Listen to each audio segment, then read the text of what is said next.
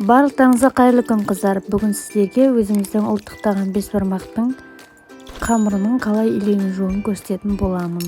Ол үшін ең алдымен бізге осындай таза сорпадан 300 грамм алып сүзгіден өткізіп алу керек.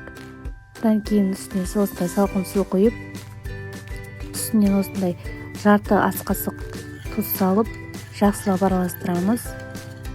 Сосын бір жұмыртқамызды салып, тағы да жақсылап араластыруды жалғастырамыз.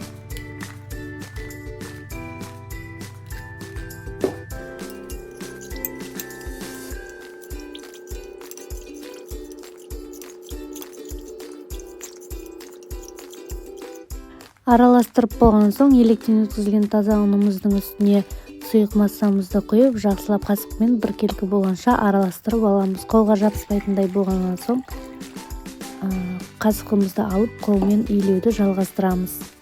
Қаттылау қамыр илейміз. Қамырды осылай қатты етіп қолмен илейміз. Ет піскенге дейін 1 сағатқа дейін илеген жақсы. Қолымызбен қамырды осылай мұжғылап қайта-қайта илейміз. Минимум 15 минуттай илейміз қамырды, сонда жайған кезде өте жылтыр әрі тегіс болып жайылады. 1 сағат тындырып қоямыз. Соның арасында жарты сағат өткен кезде қайтадан осылай қолымызбен мұжғылап бір-бір илеп қайтадан тындырып қойып қоямыз. Қыздар, қамырды неғұрлым көбірек илесек, соғұрлым қамыр мықты, әдемі болып жайылады.